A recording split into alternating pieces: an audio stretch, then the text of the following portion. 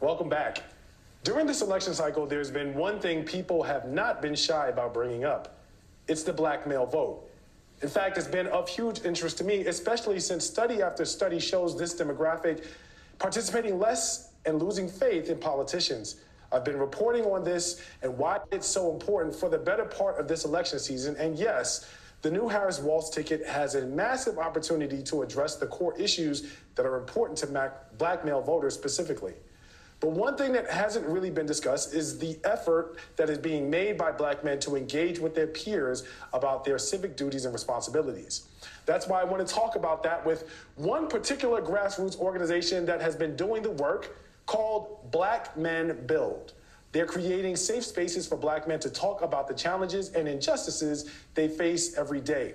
And joining me now to talk about just that is my friend Phil Agnew, the co-director of Black Men Build, a civil rights activist who was also the founder of Dream Defenders. Phil, thank you so much for being here. Given your history in the space of organizing and movement, what was it that drove you to start this organization? Well, I'm a co-founder, so you can't give me all the credit. But, I work with the collective of people, and we started the organization based on the realization that black men needed a political home. Right? We needed a place where we could come in, where we could learn, where we could talk, where we could be educated, but where we could organize ourselves into a powerful political force.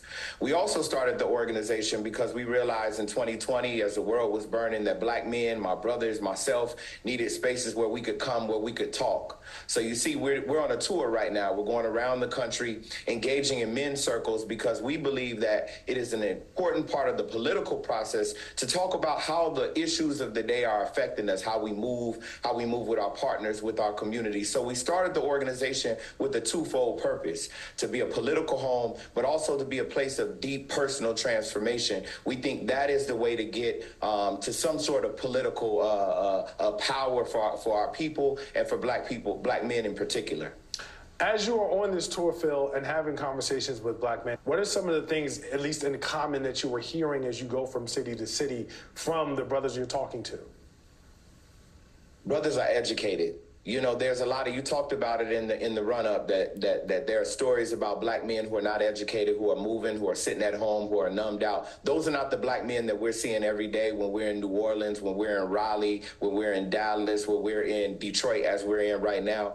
Black men are engaged and concerned about housing, right? Ensuring that we have adequate housing and places to live. They're concerned about education. We're concerned about our families, the health of our families. We're concerned about our sisters, right? We're concerned about maternal mortality. We're concerned about our government's use of bombs across the world. And we're wondering about the things that affect us domestically and internationally. And so what we're hearing is we're tired of being talked to.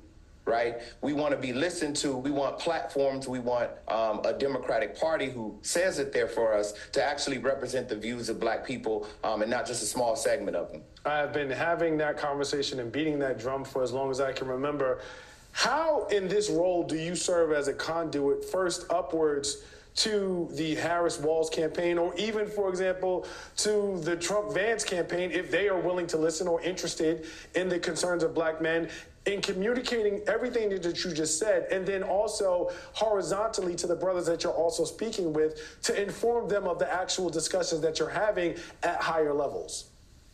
So currently how we do our work, we're not in communication with either one of the campaigns. Our work and the work that we've been doing is about ensuring that brothers across the country on this tour know their true power. Right? They understand the issues of the day, and they understand that being organized is the best way to advance our political agenda, right? And so we're not talking up, now we're talking across. We're making sure that brothers know about local issues that are affecting them locally, because all politics is local. Mm-hmm. So we're ensuring that not just national issues are at the forefront, but that we're talking about the local sheriff races, the school district races, the Congress races that are going on across the states that we're in California or in Pennsylvania, Virginia or Michigan or Wisconsin, we're ensuring that brothers know in order to be a powerful political force, we can't just go out and throw our votes away. We need to ensure that we know what these people stand for.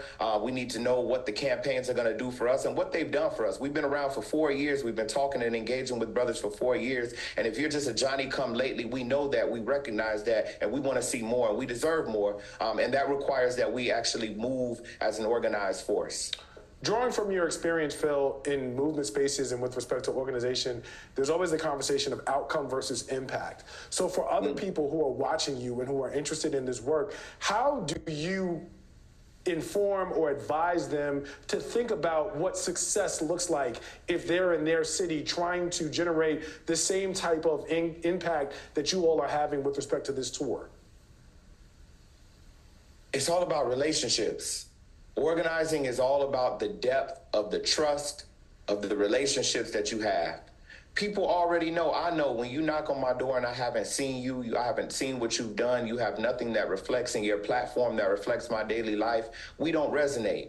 And so for us, the only thing that I can say is that you've got to be able to put in the work and the labor of love to build relationships and trust with us, with our brothers, with our sisters, right? And so this isn't a transactional thing. So if you're trying to do something in the next few months, I don't really know what you're going to be able to do unless you have a very compelling platform that reflects the issues that I've been talking about: housing, education, medical care, right? What is happening international. We care about what's going on in Gaza, and we care about Chicago. So for me, it's about partnering with organizations that have relationships, that have built the trust, that are going around, that are listening, not talking at, and really have developed a rapport with our people that you can't get just by throwing money in September and October. Phil Agnew, always good when a bison gets to talk to a rattler. Appreciate you being here. Thank you as always for your work. Keep it up. And Thank you very much. please check out my documentary with Pulitzer Prize winning and Emmy Award winning MSNBC correspondent Tremaine Lee. It's called Black Men in America, Road to 2024, and it is currently streaming now on Peacock, NBC.com, and the NBC app.